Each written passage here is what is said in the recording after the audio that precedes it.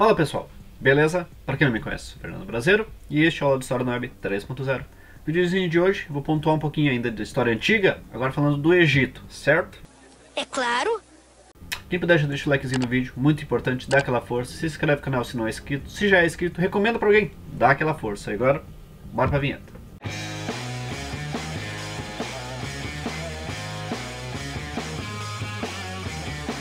Vamos pontuar a história do Egito Antigo. Claro, tem diversas histórias, tem muitas lendas, mitologias, a formação e tal, mas vamos nos focar no básico para você ter aquela noção e a partir daí melhorar os seus estudos, certo?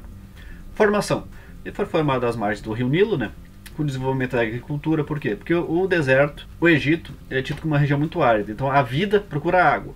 A água está no Rio Nilo. O Rio Nilo começa a se despertar, em volta dele começa a ter terras produtivas e a partir disso a gente desenvolve a agricultura e o trabalho com água, construção de diques, canais, drenagens, enfim.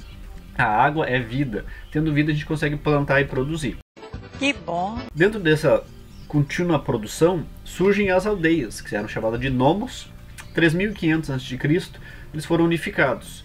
Esses nomos temos os agricultores, que são chamados felas, e temos o chefe, que é o nomarca. Não confunda com monarca. Monarca é o rei, quando tem uma monarquia. O chefe dos nomos era o nomarca.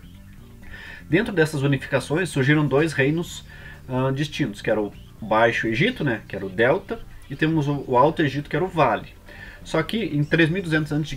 tivemos Nemes. Nemes foi o primeiro faraó do Egito, propriamente dito. Por quê? Porque ele era do vale e conquistou o delta. Então assim, se ele tem dois e conquistou um, pum, tudo é dele.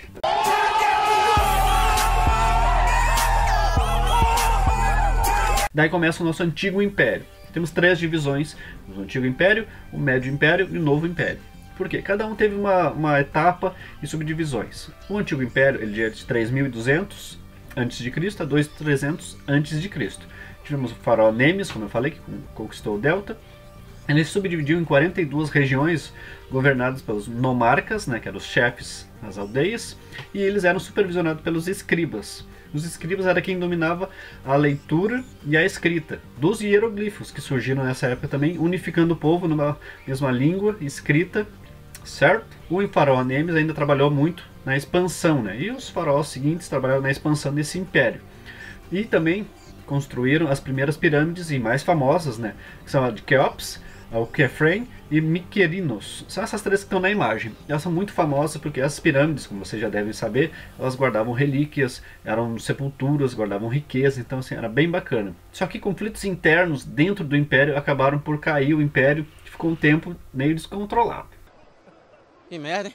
Daí temos essa passagem de tempo.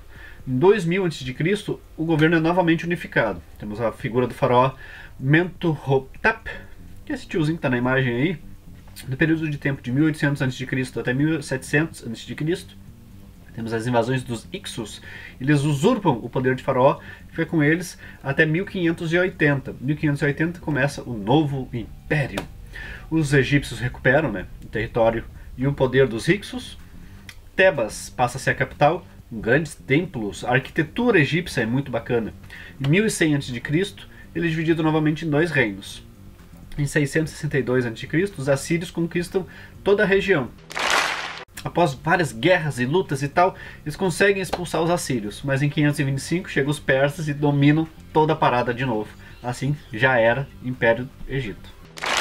Pontuando agora, pessoal, algumas curiosidades e características bem bacanas do Egito Antigo.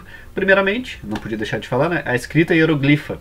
A escrita hieroglifa, ela primeiramente consistiu em ideogramas. Como assim? Não sei. Cada desenho representava uma ideia. Posteriormente ela foi evoluindo e ela começou a designar sons. Então assim, cada desenho representou uma letra do alfabeto, vamos dizer assim, fazer A, E, algum barulho. Mas primeiramente eram ideogramas. Ideogramas, cada coisa representava uma ação.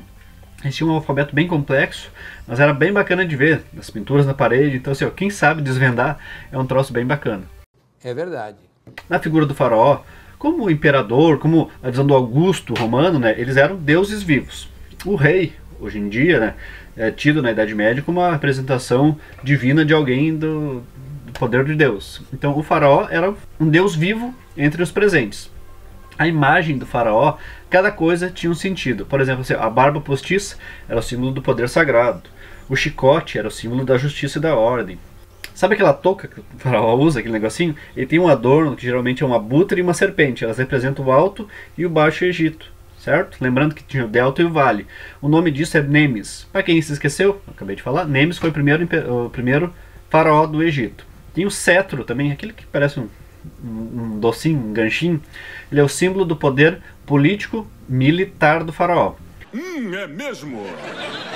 E as pirâmides eram suas sepulturas. Os faraós mandavam construir, né, e levavam consigo o próprio corpo, né, uma vez mumificado, para preservar para a pós-vida. Os servos também, coitados, se ralavam. E os tesouros, para quando eles voltassem, ter tudo lá.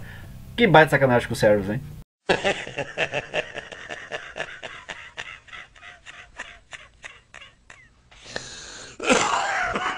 Na sociedade egípcia, a gente tem uma pirâmide social muito bem definida.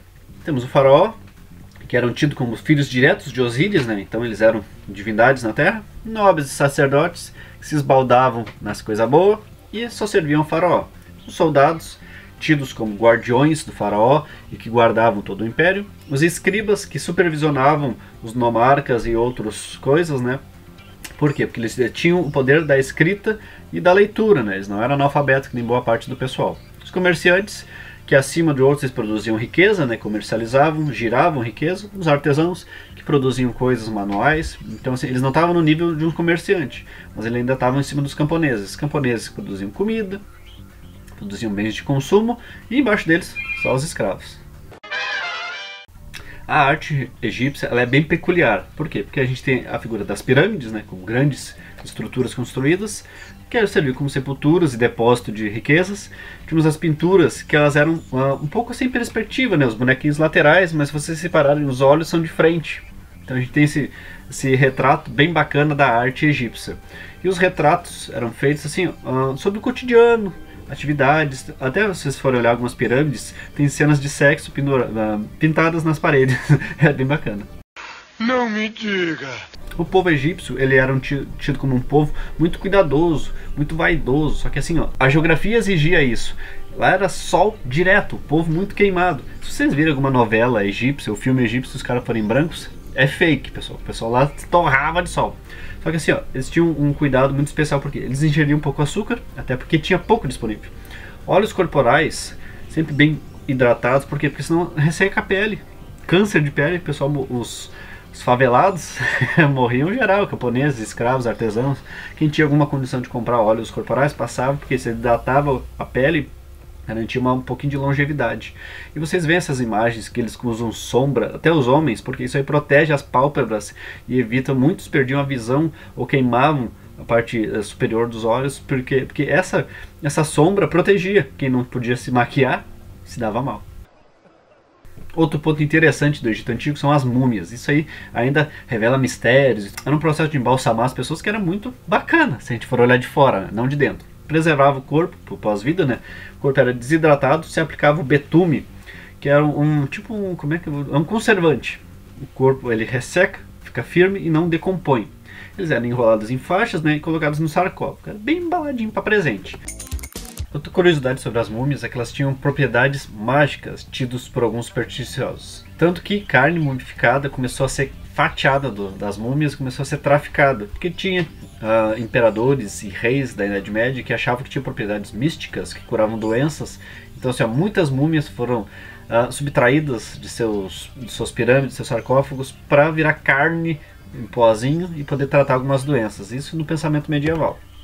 E por fim, trazer a última parte do vídeo com as descobertas próprias do Egito Antigo. Temos a engenharia hidráulica, né? Diques e represas muito trabalhadas por eles, tanto que os europeus, quando chegaram na África, ali descobriram isso, se apropriaram para suas cidades. Embarcações também vindas do Oriente, vocês podem reparar as caravelas e tudo mais. Todos esses barcos grandes, de grande proporção, com trabalho com força eólica, né, do vento, são origens do Egito Antigo. Claro, não são iguais, foram adaptadas e evoluídas, tiveram seus upgrades, mas ali tiveram sua base.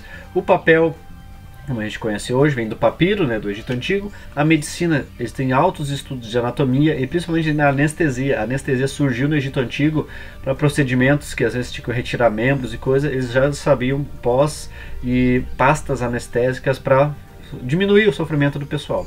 Além de conhecimentos sobre calendário, astronomia. O calendário de 365 dias e 6 horas foi desenvolvido no Egito Antigo.